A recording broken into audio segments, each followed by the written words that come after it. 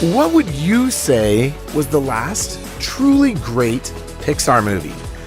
Some might make arguments for Coco, maybe even Incredibles 2, but I think a lot of fans of Pixar would point to 2015's Inside Out as the last really classic Pixar movie. Hey everyone, Adam Holz here, your host of The Plugged In Show, focused on the family's weekly conversation about entertainment, pop culture, and technology. Thanks for joining us today.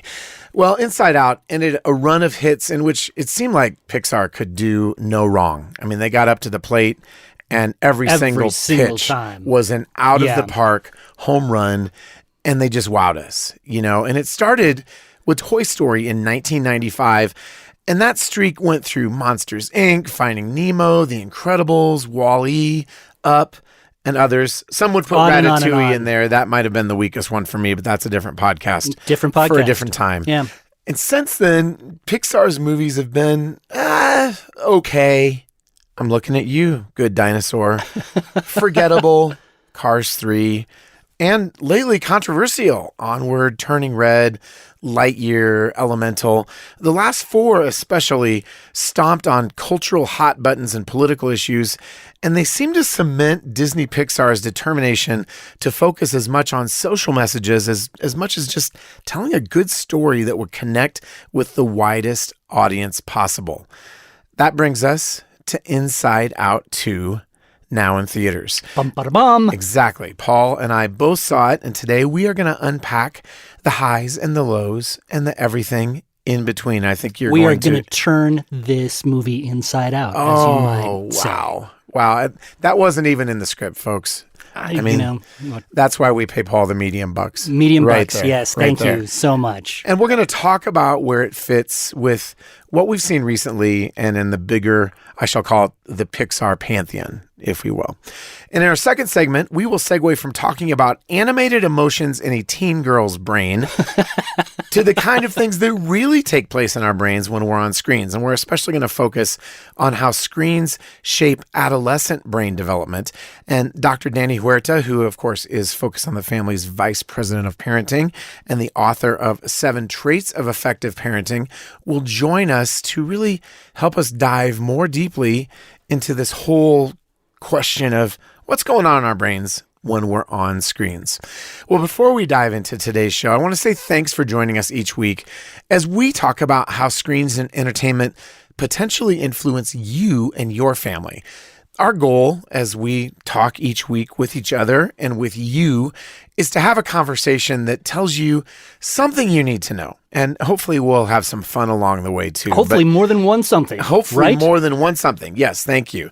But we want you to be a part of our conversations about entertainment and pop culture and thinking about how they influence your family. And if you're enjoying those conversations, we would love to invite you to donate to the Plugged In Show. We're part of Focus on the Family, and we are a donor-funded ministry. You can find more information on how to do that in the episode notes for today's show. And if you happen to be streaming this week's episode on thepluggedinshow.com, it's as easy as clicking the donate link at the top of the page. Thanks for considering our invitation to help support this conversation each week. All right, Paul. It's just you and me this morning, so let's dive in. Just you and me. We have probably talked about this before, but it feels like an icebreaker question we should revisit from time to time. Favorite Pixar movie and why? And I'll even give you can have 2 answers because I know you like to have 2. Oh my goodness. Wow, that's very generous of you. So my knee jerk is always going to be Up, right? I've talked about Up a lot. And why are you so down on Up? I just love Up. The first 10, 15 minutes of it, it gets me every time. Single time. It is, I think when you're talking about not just animated movies, but storytelling as a whole within the world of cinema, Up may be one of the greatest manifestations of storytelling that you can find. Yeah. The artwork, the characters, the storyline, it all just blends so well together. I think it's great. But to give you your second answer. I mean, I know you usually want some sort of secondary. I do. I really category. And I have too. So I am going to say all the rest of them. And the reason why I say this, I give you rope and you just run and run. You're the biggest cheater I've ever met. I am the biggest cheater you work with, no question about it. But one of the things about Pixar movies, and we're talking about classic Pixar movies, right? Every time I watch them, I sort of forget how good they are. And so I flip on The Incredibles, I flip on Finding Nemo, and you think about the storyline, you think about the plot points that you hit, and you think, oh yeah, that was really nice. But then you watch it, and all the artistry, all the music, everything sort of combines into this really wonderful package where when you're in the moment with a really good Pixar movie, it's one of the most emotional experiences you can have in front of a screen, I think. It really works for me. These movies just work for me, if we're talking about classic Pixar. Right. Not so much the more recent stuff, but, maybe ending with Inside Out. Turning Red just didn't work for me. I really liked a lot of Onward, and we could have a very robust conversation about that. But that's not this podcast. So for me, I'm going to pick as my favorite Wall-E. And I think what really clicked for me was I read a review of it that basically said this is a silent movie. Yeah. And, there is some dialogue, but mostly it's Wall-E's chirps and, robot noises with his little girlfriend, Eva.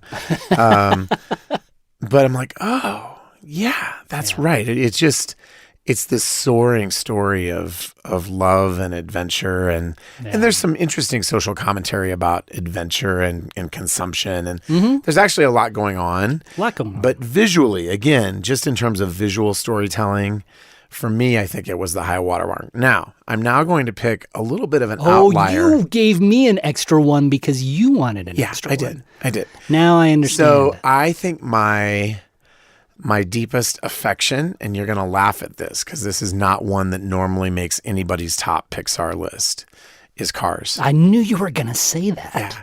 Now, the reason is because my son loved it, and we had Cars toys. I'm sure somewhere in our basement, Lightning McQueen is still lurking in the corner, wondering, like Toy Story, if anybody's ever going to play with him again. And we watched it so many times that I have an affinity for it. No, and I think that's totally fair. It's interesting because I think most Pixar aficionados would probably rank, up Wall-E as two of the very, very and best. Incredibles and Toy Story. Finding Nemo, all of those sort of, they form the top of what you would call the pantheon, right? Yep. But they are movies that are made as much for adults as for kids. Yep. Cars is one of those movies that is made for kids. Right. And it really works well for kids. So just to riff off of that a little bit, I have a grandson now who is obsessed with that movie. He runs around playing Lightning McQueen like crazy. If a car is not red, it is not worth his. He says "ka-chow," but it does speak to the power of Pixar storytelling. Not just for adults, but for kids too, which is kind of a weird thing to say about an animated movie. But for kids, man, Cars is really great. It's really great. Well, what about you? If you're listening to the Plugged In Show today, what is your favorite Pixar movie and why? And you can let us know at team@thepluggedinshow.com. And if you're there, you can even leave us a voicemail and tell us, and we may include that on a future episode. Well, as I mentioned in the introduction, I think even you and I can agree, Paul, that Pixar, one of the few things, has not been belting out home runs every time at bat for a while now. And I think that makes the stakes for Inside Out pretty high. And in fact, Disney's been sort of choking across the board. And so people are saying, are they going to get it back on track or not? Well, and let's be honest, the box office across the board has been down. Everybody's looking for hits. And so that even magnifies the stakes for Inside Out to even more, I think. Yep. It feels like a lot of water has gone under the cultural bridge since 2015. We're talking not quite 10 years ago, if my math is correct. That's right. Such a long time ago. But it feels like a long time ago. And I think with a beloved story like this one, I will confess I went into it holding my breath. I did not go in with the anticipation of, yes, a sequel to one of my favorite Pixar movies. I went in with, is Pixar going to mess this up in a way that leaves me frustrated, angry, or disappointment? So let's talk about it. Let's start with the story. What's going on here?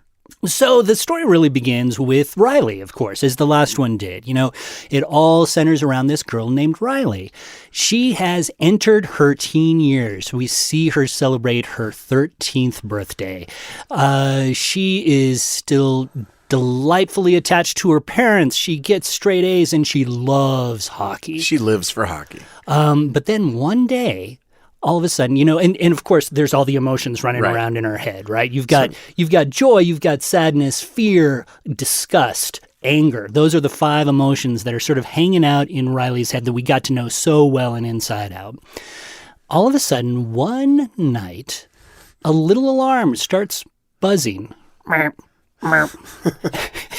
And it's a great scene. It is a great scene. And it turns out that alarm is puberty. And all of a sudden... And there's a big red button blinking and it says puberty. Which really is the way puberty feels for most of us, right? It just sort of, whoa. And if you're a parent, you understand. Right. It is like an alarm button going off, right? So all of a sudden, all these construction workers zip in, they change everything, they rip out the control board, they put in a new one, and then they just walk out with half of it done. And what they were doing is creating room for new emotions. Okay, and who are they? So those emotions, you've got anxiety walks in, embarrassment, envy, and ennui. Which is essentially boredom. It's boredom. It's a lovely French word for boredom. Exactly. And ennui is constantly on her phone. Yep, that's exactly right. It looks very, very much like a French teenager, I guess. Or, all the French teenagers that I know looked exactly like that.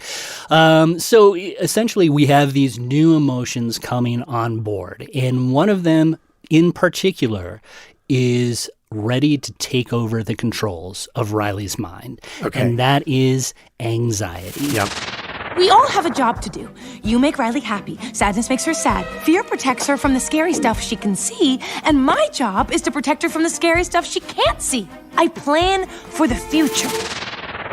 We see a lot of anxious moments within Riley's life. Anxiety uses those moments to push, literally, a lot of buttons. Yep. And that's where the story sort of picks up.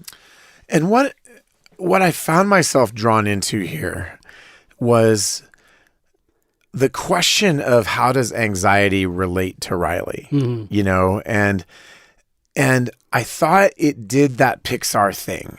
And that Pixar thing is they came up with a way to show that anxiety's goal is total control.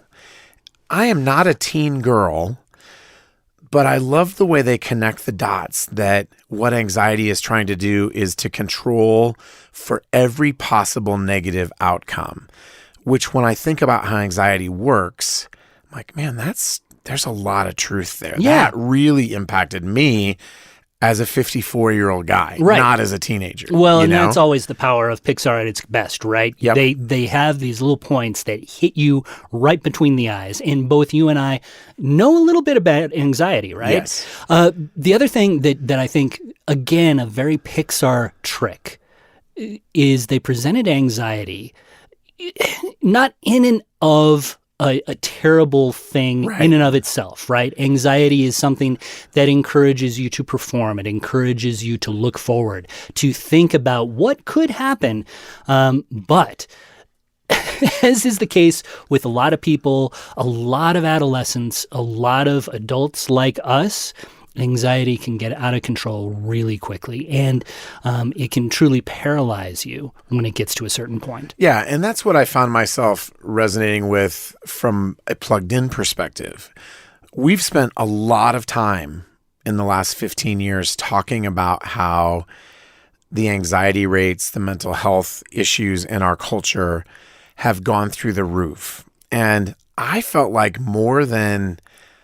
Boy, I can't even remember the last thing I saw that I thought this could be a conversation starter for families with younger teens. Now, by the time you're probably 16 or 17, this may feel a little bit childish. Yeah. But I thought, man, my girls are 13 and 15, and we wrestle with the kinds of things that turn up in this movie. And I don't want to spoil too much, but I will say Riley has two close friends, and they go to a hockey camp over a long weekend, essentially. 3-day hockey camp. And the hockey camp has a hockey player who's really good, and Riley wants to impress her. You know, Riley is really sort of a fangirl of this other hockey player. And so we see the relational tensions between Riley's existing relationships with her friends and this new girl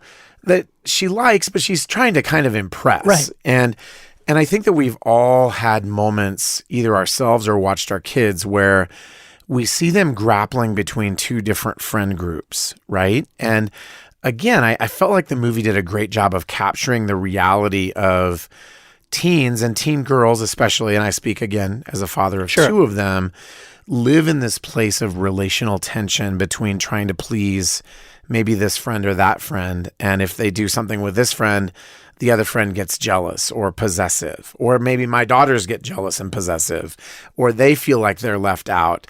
And I'm like, oh, this, I don't want to oversell the movie, but it felt like we were back in classic Pixar territory where they really were tapping into this sort of core experience. Yeah, I really think that that's fair. And again, it is applicable to adults too. Totally. You know, I think that we all are in a position sometimes where we want to impress people around us, right?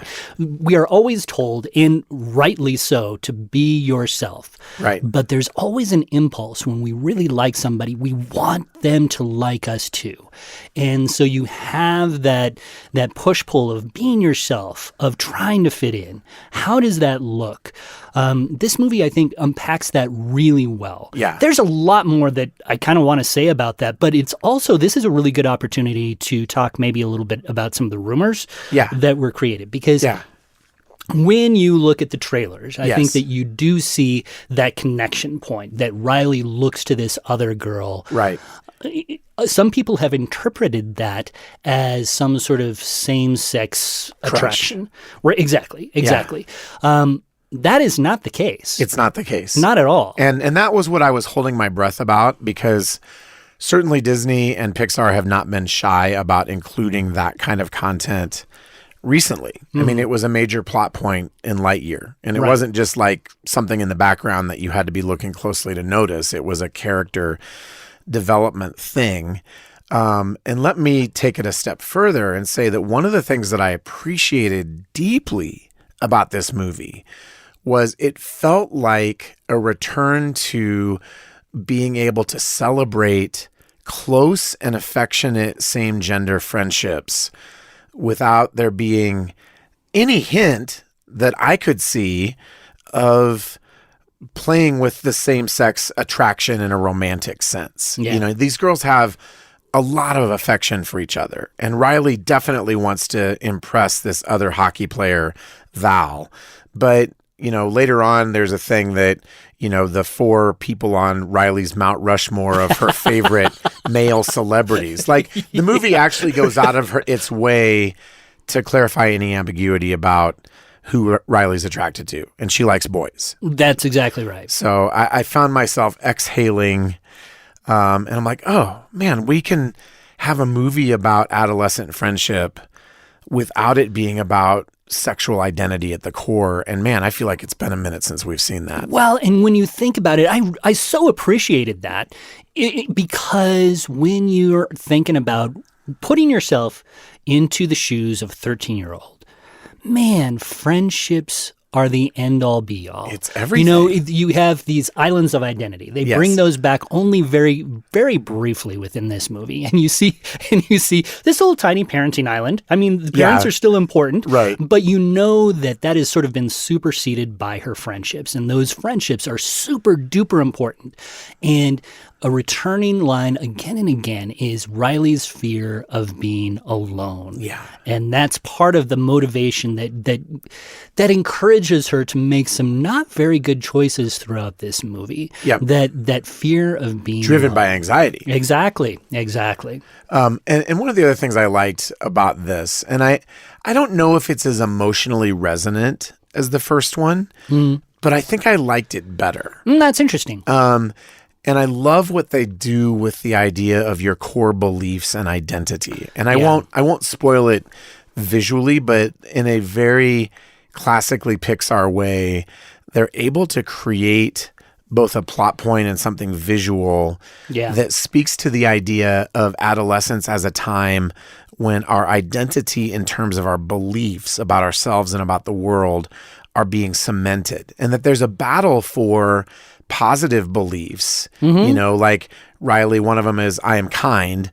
And then other ones, essentially lies, that she's believing I have to be in control or I'm going to end up alone. Yeah. And that was powerful. So let me riff on that a little bit. And I do worry, just a warning, this may slip into spoiler territory. But I think it's really important to go into here. We do have those identities. And when we first see Riley, she's developed this really beautiful. It's a beautiful identity. Beautiful identity that at its core is I'm a good person. Yep. Now, when you look at that biblically, right, that's kind of a lie, right? And it's interesting because what we have seen is that Joy has been punting some of her more difficult memories way off into the back of her brain so that identity remains true and pure. Right. But we know that we are fallen creatures. We know that we are sinful. That is part of our reality. Yep. Then as time goes on and as anxiety becomes much more a part of her life, then you have this sense of I'm not good enough. Yeah. And that is a powerful, powerful message that the movie conveys because that is also a lie. That is something that we tell ourselves that we are not good enough. And the truth that and again, this is a great talking point. I think for parents, great talking for point. parents or even friends to talk about this because we have those two elements where we are created by God. Yeah. We are created to be beautiful. We have incredible power to do good things in our worlds. But we also know that we are fallen and we sin and we lie and we do bad things sometimes. And Riley makes some really bad choices. She makes some really bad choices. And she has consequences for them, which I also appreciate. Exactly. But those are part of all of our makeups. However we think of ourselves as a hero of our own story, oftentimes we become the villains. Yeah. And I think that that's a reality that this movie grapples with really well. What's the solution? I think Inside Out 2 has a beautiful resolution to that. Yeah. This is a complex issue, the idea of how we're blended with these good and bad elements. Yep. And you see time and time again people coming around, Riley, coming around some of these emotions and just hugging them. Yeah. I think that that's really a beautiful, powerful message in how we deal with the people around us when they make mistakes and how God deals with us when we fall short of his design for us. Yeah. I mean, I think that there are all kinds of identity conversations you could have here. I mean, just jumping off the springboard that we have been talking about and really getting at the core questions of what are we believing that's true and what are we believing that's a lie? Right. Because all of us, I mean, I found myself thinking back to traumatic things. And I think the movie does a great job of showing how the lies that we believe are often interwoven with an emotional event, right? That in this hard thing that happened, the door was open to believe something about ourselves that isn't true. Right. And the movie really kind of meditates on, are we going to stay there? And we see anxiety. Anxiety is kind of the villain, but anxiety is a sympathetic villain in that she just wants to be in control. And and she thinks she's looking out for Riley. And she thinks she's looking out for Riley. And so I think you can hear just from the way that we've talked about it, There are layers and layers and layers of complexity here that I think have largely been lacking from a lot of what Pixar has done recently. I'm sure we could come up with exceptions, but this is a conversation starter movie. And as far as either one of us can tell, they really don't entertain any of the LGBT stuff. So having said that, we've been pretty glowing in our conversation here. Do you feel like there's anything parents need to be aware of that content-wise maybe is a warning or anything that could be a problem for families? Well, I think that you always have, there is no such thing as a perfect movie, right? Right. Just as Riley's self-identification as just this pure good person is not necessarily accurate. This is not, a clean as the driven snow type of movie. Yeah. You do have some really mild Interjections, I would say. Rats. You have a little bit of toilet humor. You have, and of course you see Riley, our hero, doing some kind of bad things. Now, that's all of those moments are done with a purpose. Right. They get resolved. We understand exactly why the story put them in, but those are still important elements to be aware of, I think.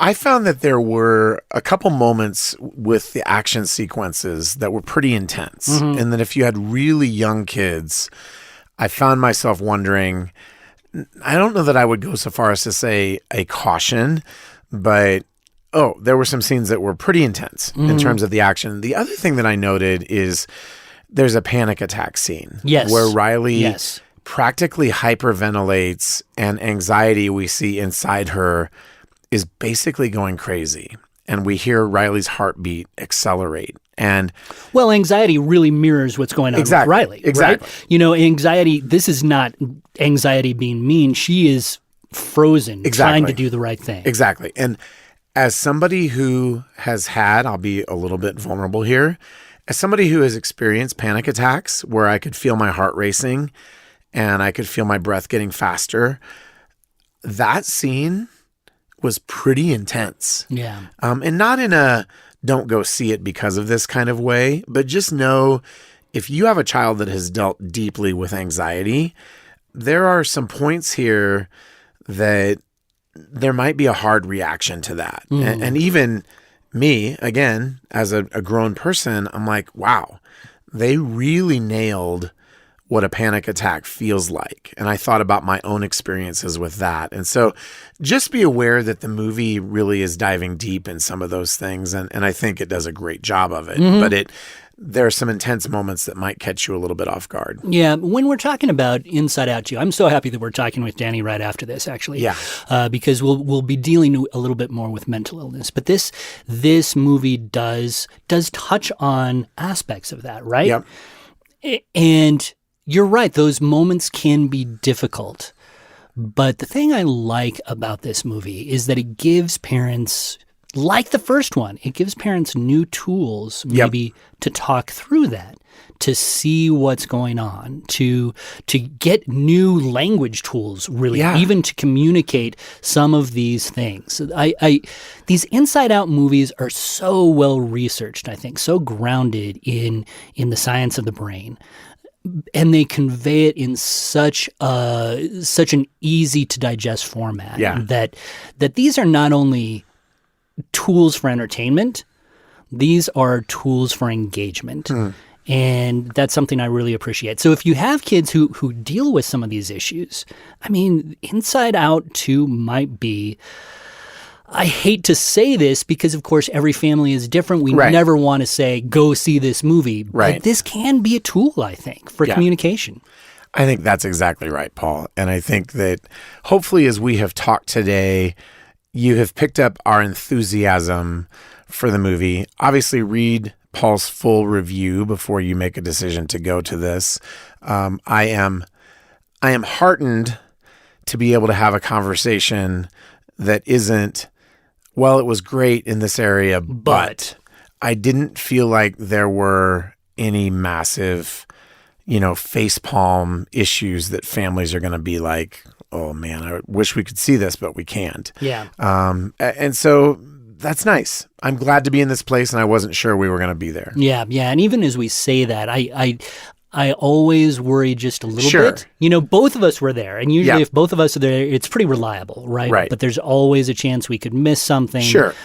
But man, from There my wasn't eyeballs, an overt agenda. there was not an overt agenda, and from my eyeballs, it just felt like a really sweet, dare I say it, great movie. Yeah. All right. Thanks, Paul.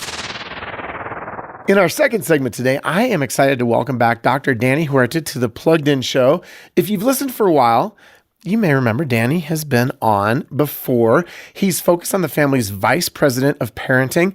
He is also the co-host, along with Rebecca St. James, of the Focus podcast, Practice Makes Parent. Which we have been a guest on, which was we have. super You fun. have. We have. Yes. And if you haven't checked that podcast out, we'll leave info about it in the episode notes for today's show. Well, Danny's job entails a lot of time thinking, writing, and talking about the many dynamics of raising children and helping them grow through all the various ages and All kinds of stages, things, yeah. you know, And- from birth through young adulthood. That's right. And he really does a great job helping us as parents think about, man, everything. So many things to think about these days. But one of his areas of real specialization, and he actually focused on this in his doctorate, has to do with how adolescent brains work and what influences them, for better and for worse. Right, It's like right. we're married to our brains, right? Yeah, we're married. We can't really live without them. We can't really live without him. So we asked him to write a chapter on technology and brain development in our plugged in book, Becoming a Screen Savvy Family. Today, Paul Asay and I are going to talk with him about that.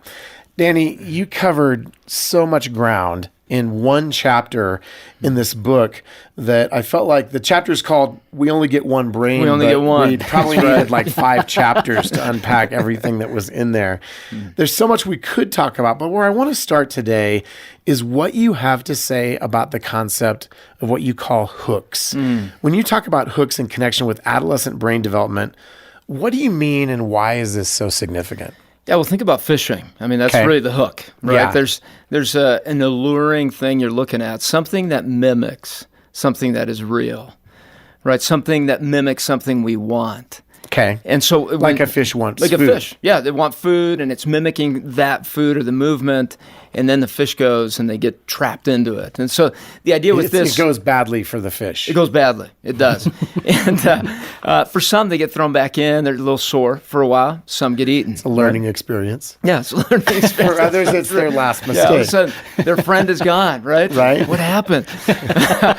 But it's really this idea that there's these shiny things that we think initially, man, I'm curious. What is this about? And then the fish goes around it, thinks about it, maybe bumps into it, and all of a sudden bites into it and is taken in for a ride. And the way I see this is our brain with technology is the same thing. It's been created as this hook, something that mimics reality in so many different ways. And it also provides something that's not really real, but is very enticing to us. But it meets some real things. And one of those is relationship, connection, affirmation, shopping, pleasure, all kinds of things that you can get through this. And so what it does to the brain, it's like sugar to the brain. And they've seen this through brain scans, through research, that the smartphones in particular, video games as well, have been created in a way to get a person to come back and to get trapped in that. So I envision this hook, something that traps you, grabs you, holds on to you for a long time. Yeah. And it's something that really can destroy you over time. And I've seen that over and over again in the counseling practice where marriages have fallen apart because of technology, entertainment, kids' lives. They've gotten lost in that. They've been taken into certain addictions. And so this idea of hooks is that initially something feels very enticing and fine. And many times we think, I'm not going to be the one that's going to get hurt by any of this. Yeah. We I'm always not think gonna we're get the one. exception. We're right? the exception.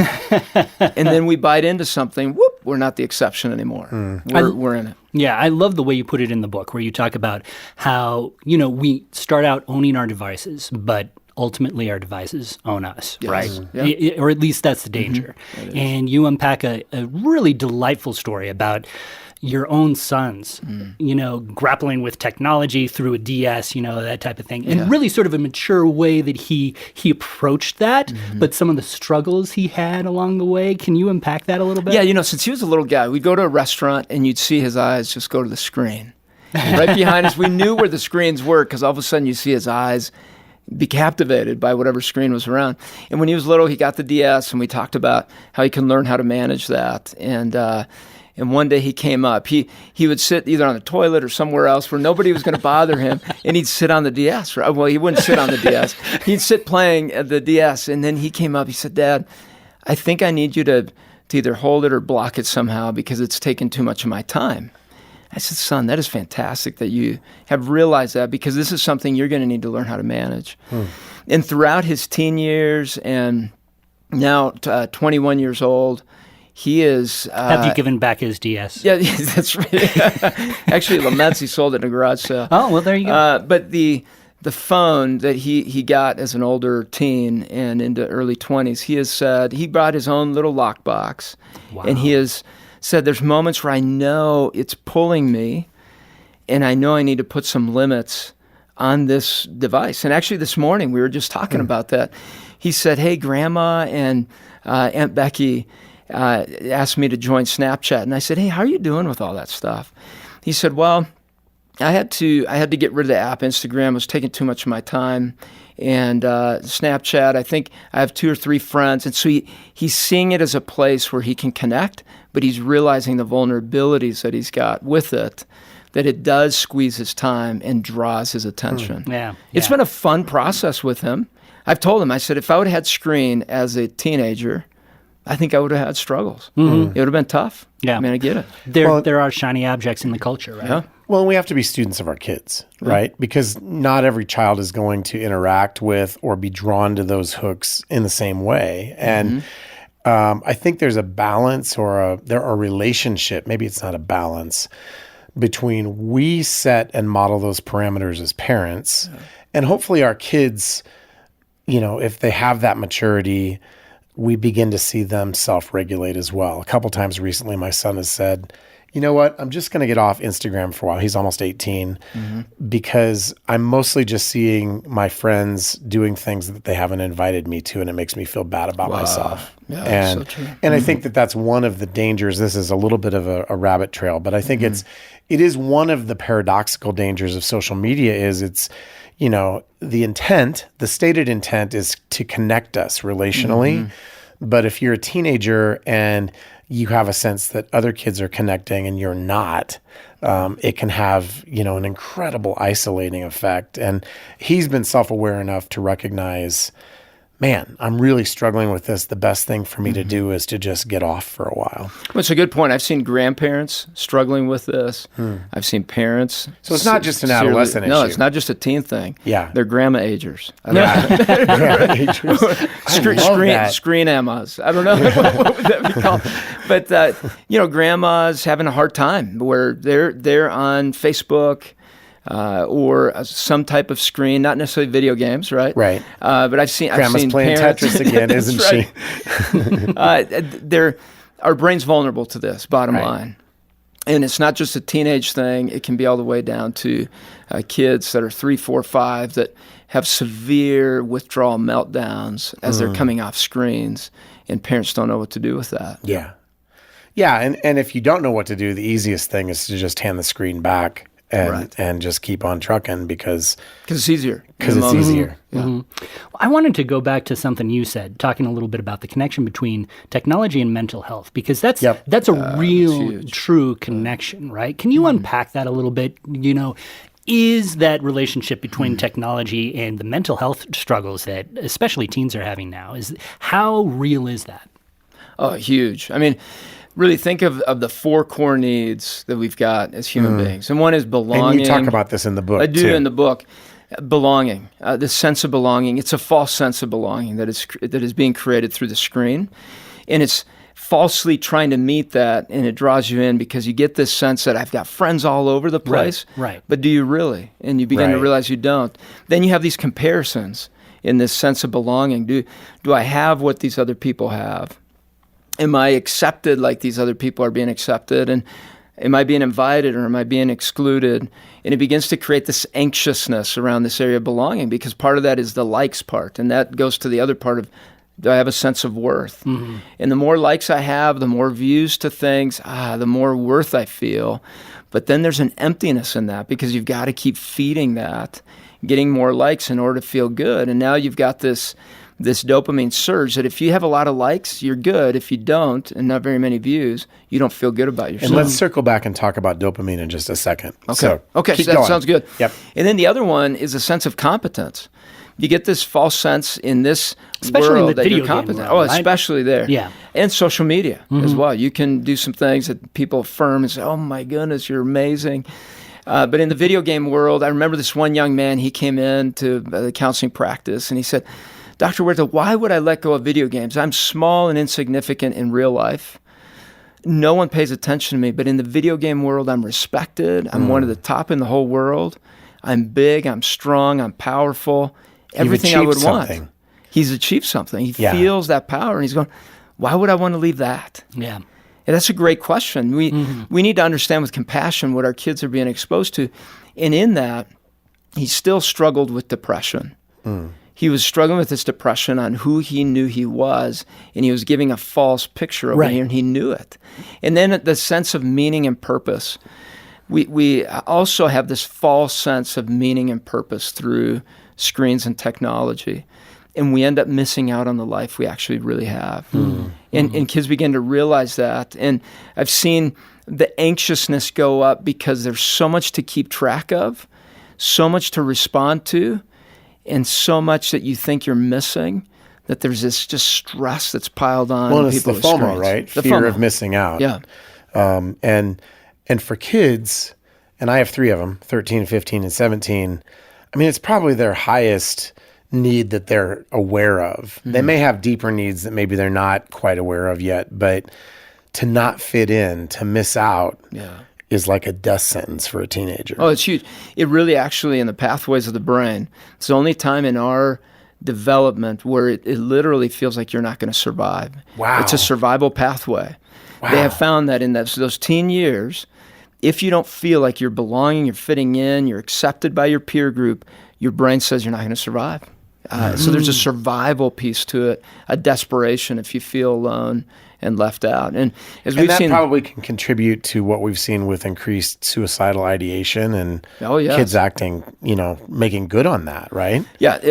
I mean, that's a whole other side to this. One piece that's interesting with 2 pieces with girls in particular is loneliness has gone up tremendously. We see that with statistics, and that's because of this idea that they get drawn into the social media space, and they truly do feel lonely, and it's not meeting the core need because of that relational need they have. And with that, there's a comparison also of the body. And eating disorders have gone up, not only with girls, but also boys. There's bigorexia that has come for boys, where they're comparing how big can I get. They're eating tons of food and trying massive amounts of protein. That's the first I've heard of They're that. wanting to be huge, and it gets super unhealthy. They call it bulk season. Right. I'm bulking up. It's bulk season, and they're just taking it in like a hibernating bear, and they're just eating and eating and eating and getting to an unhealthy weight, and then they go, no, I'm going to cut it. I want to look huge. And it's a comparison from what they see on the screen. With young boys I've worked with, they've talked about the desire to have a 6-pack or an 8-pack, and they've said, guys get girls through that. And I go, really? How did you come up with that? Because I think there's more to it, right? Where you're attracting a girl. But in their mind, they're going, if I work on this 8-pack or 6-pack, I've got girls. And so I like they're to tell wanting my the kids closeness. I have a 6-pack, but I also have a koozie. Koozie. It's there, but you can't see You it. can't see it at all, yeah. That dynamic isn't new, right? Because I can remember having the same sort of feelings when I was a teen. Like, you felt like, oh, I'm not going to get a date because I'm just pretty slight. The 6-pack was about the only thing that I had, but I had no muscles anywhere else. But this really the social media aspect really magnifies that, right? Would that be fair to say? It does, and especially the eating disorder side for girls in particular, because we know there's filtering, there's altering that can happen on the pictures and on the videos. And most of the time when we compare, it's either I'm better than a person or I see everything I don't have. And those are both bad. Those are, yeah. There's not a good outcome there. Yeah. No, either one. Very few people look at something online and say, oh, I feel more content about myself now. That's right. Right? I mean, we're laughing, but even So as true. adults, and even when we broaden it beyond eating disorders, when I have friends that, hey, we're taking our, long-awaited trip to Bora Bora. Oh, I want to go to Bora Bora. Yeah. My life's terrible. But is the solution really to, obviously you need to moderate social media, but probably for a lot of parents listening, cutting out social media just is a non-starter for families.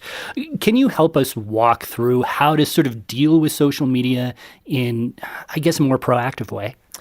Yeah, there are many factors here. You have different personalities in your home. You have some more that, like you were saying earlier, that are more prone to an addictive response towards screens. And then you have more of the rule followers. And then you've got some kids that have become addicted. So it gets tricky, right? The addicted kids, you've got to do a reset, just like any other addiction, where it's nothing for a while. And you have to power through the withdrawals. And how long should that be? Does it vary from kid to kid? Yeah, usually they see 1 to 2 weeks, and it is awful. I mean, you see grown kids with tantrums punching holes in walls. Wow. It gets violent. Police are called sometimes. It's truly a grown-up complete meltdown that can turn super violent. And I remember I was recently at a convention, and this mom and dad came up and said, our son can't do the withdrawal thing. We can't do that with him. He's super violent. He's big. His dad and our son have had physical altercations around the screens. He can't let go of it. Come to find out there's autism behind the whole thing. And 18 years old, big kid. That is a hard place to be as a parent. And so just know, hang in there if there's going to be this withdrawal thing, and power through it, right? Find other things that your child enjoys doing and have that distraction. But the idea is that you need to have consistent parameters. Don't feel bad about that. Your child may be upset. You're not here to make them happy. But help them learn how to guard their heart with all vigilance. And one conversation I had with my son early on, I said, son, you have this brain that responds and reacts to the world around you. You don't necessarily control that response. It just happens automatically. Then you have all this world that you're in relationship with. And in between there's this place called the mind. That's the dynamic you get to control. It's a real estate that's in battle right now. There's truly a battle for your mind. From a spiritual standpoint, there's spiritual warfare where it's going. There's really an enemy trying to grab your mind. Now, I don't want you to be fearful. What I want you to do is be wise with that. You have this mind to take care of, and Proverbs 4:23 says, to be vigilant over your own heart, for from it flow the springs of life. Truly, there's a spring of life there. That was for survival with Israel. And for us, we can be thinking about what does that look like to guard our heart with all our mind? And what we ended up doing is we had a plate of food, or we had our plate, and we decorated as a family, and we put Proverbs 4:23, and we would talk at night. Hey, what have we consumed during the day that has shifted the internal part of who we are? What have we been consuming all day? Has it been the good, powerful nutrients that our brain and body need, our soul needs? Or has it been the sugar and the stuff that really over time will break down our soul? And it was a great conversation when they were preteens and then into the teen years. And the idea is that you have this mind to take care of and to tend to, even if your brain is vulnerable to things. And we know there are temptations, and I don't want to create shame in my kids. And that was the goal, to not create shame. With social media, help them learn how to be wise with it and the why behind these parameters, because it's their future person that needs this. That why is just such an important part, right? Because you can say no, no, no all you want, but it really clicks when they know why. Yeah. They need to know who the bad person is, right? Right. And it's not you. Well, and sometimes for us as parents, we haven't talked about this at all, but I think this is absolutely in play in the conversation for many families. The parents may be dealing with issues that are just as significant. And I have found in our family, when we've done a family reset, and it's not just, we're making you do this because you're misbehaving, which can feel punitive. It's, hey, what if we as a family, we all do this together? Then they have a sense that, they're not being targeted, but that we're owning those values as a family. And frankly, we need to do that fairly periodically because it's like anything, right? The entropy of habits and life and stress. And I think for most families these days, there are going to be some that are naturally disciplined. I would say, just anecdotally, I think most of us feel somewhat out of control in this area. And so I think stepping into that, hey, I'm going to make an adjustment as your mom or your dad, that helps them to feel like, we're not doing this by ourselves. And our brains are vulnerable to go to the lowest hanging fruit. Right. And to create shortcuts. And so we do have automatic responses to stress and other things. And so something has been created to solve the problem of stress temporarily, boredom temporarily. If you're at a place and you feel this awkwardness, you can go somewhere and have like a friend in front of you where, the person's just scrolling. They're not standing there awkwardly in a group of people. Right. You can escape that. It solves so many different things where a person could feel uncomfortable, and now you've got this little comfort bottle right next to you where you can go and just escape for a moment. And one thing you mentioned, that reset thing, you get to press a reset button in a game. Right. And it means you're going to do something different to win that level. Right. And as a family, when you do that reset, talk about what needs to be different, not that you're quitting the game. Right. We've got to do something different to level up. Man, that's fantastic. Right, to bring it to a different place that's really as good. We're strategizing to win. And so as a family, we're pressing the reset button. Maybe you have a giant one in your house and you go, time to reset. Right. And then at that point you say, all right, we've got to do it differently. We got to power up because we got to get through this level. We're not doing very well. Danny, I want to circle back as we begin to bring things in for a close here. You mentioned the word dopamine earlier, and I'm sure there are lots of people who, in this day and age know exactly what that is, but there may be some listening who don't know what that word means. And I would love for you just to unpack a little bit how important that thing in our heads actually is in this whole conversation. And it's been used interchangeably as a hormone or neurotransmitter. It's basically the feel-good hormone neurotransmitter, chemical. Right? So it helps you be motivated to do something. So what's interesting with this is when you experience something good, pleasurable, or something you don't want to do again, like touch the burner when you're a little guy, dopamine is secreted. And it's to help you remember something to either do again or not do again.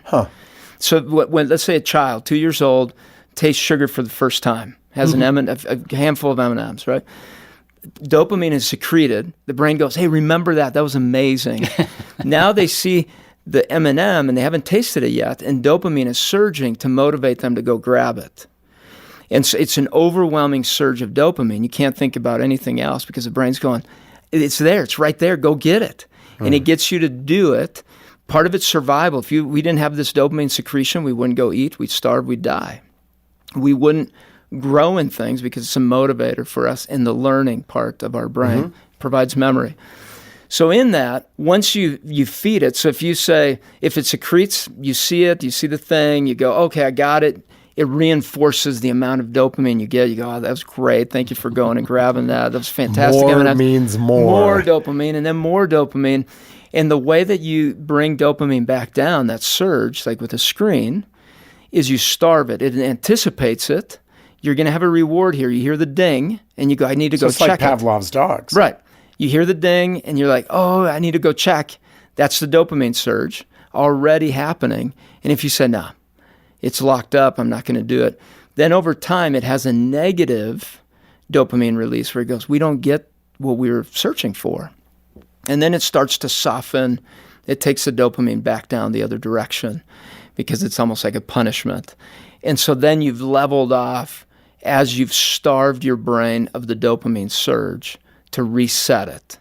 And so that dopamine is something key to understand, that it's something that surges, it's powerful, but it can be brought down, it can be regulated. And it's something that's used throughout the day. So for a child, dopamine is also what helps them have self-control, which is interesting. That is right? interesting. It's controlling you to go one direction, but it's also the one that helps you with your own self-control. By nighttime, our dopamine is kind of used up. Mm. And when you don't have it, you don't have self-control, and you just do whatever. So that's why you eat an entire bag of potato chips watching TV. That's right. Not that I would ever do that. Or it's not good for kids to be out late together, 8, Right. 9, 10, 11, 12. That's when a lot of teens are gathering together. That's when teens are alone on their screens. Dopamine is at its lowest, and all of a sudden they have this temptation, and they really don't have something to stop them from accessing that temptation. They just keep going, creates more little dopamine surges for them, and then the next day they have more dopamine available. Boom, big surge, they're right back at it. And it So it creates just a cycle. reinforces the cycle. It reinforces It's it. really fascinating. Well, I feel like we could probably just talk for like 3 more hours about this. But as we have talked today, we've talked through some of the concepts that you unpack in the book, Becoming a Screen Savvy Family. And today, for a gift of any amount, we would love to send you a copy of the book, and you can read more of what Danny has to say And about you guys, man, what a great screens book. and brains, and what the rest of us have to say as well. There's Great chapters in there. There's what we hope to be a lot of wisdom, a lot of information, and a lot of practical and concrete, down-to-earth help Yeah, the for what you. to do. What to do. And how to do it, right? That's great. And this is an ongoing conversation. My guess is we'll have you on to talk about some of these things again at some would love point down the road. But I hope that as you have listened to Danny and our conversation today, that there have been anchor points of encouragement, right? That even though the struggle is real, right, as the kids say, there are points of hope. And we hope to be a resource for you and your family, not only on the Plugged In show, on Danny's podcast, Practice Makes Parent. Please check that out. And focus on the family parenting in general. We want to give you the resources you need for your family, really to thrive relationally and spiritually. To lean in as a To parent. lean in, Yes. exactly. Danny, thanks so much for joining us today. We Thank you, look Adam. forward to doing it again soon sometime. Paul, good to be with you guys. Always great. Well, each week we like to have a little bit of fun, and we have a number of different, well, we'll call them games that we play. And one that we do every so often is It's my favorite game. is our version of Would You Rather. Yeah, I like this game. And I thought we would do the Disney Pixar version today. Well, of course. So we're going to do pairs of movies, Paul, and you will tell me which one you like more. All right, Are you ready? go for it. All right. Sleeping Beauty or Snow White? I'm going to go Sleeping Beauty. Tough call. Dumbo or Bambi? Dumbo. Right? Lady and the Tramp or 101 Dalmatians? 101 Dalmatians. You can't beat Cruella de Vil. Okay, all right. Well, just the answers, Paul. All right. Jungle Book or Robin Hood? Jungle Book. Robin Hood is an abomination. Wow.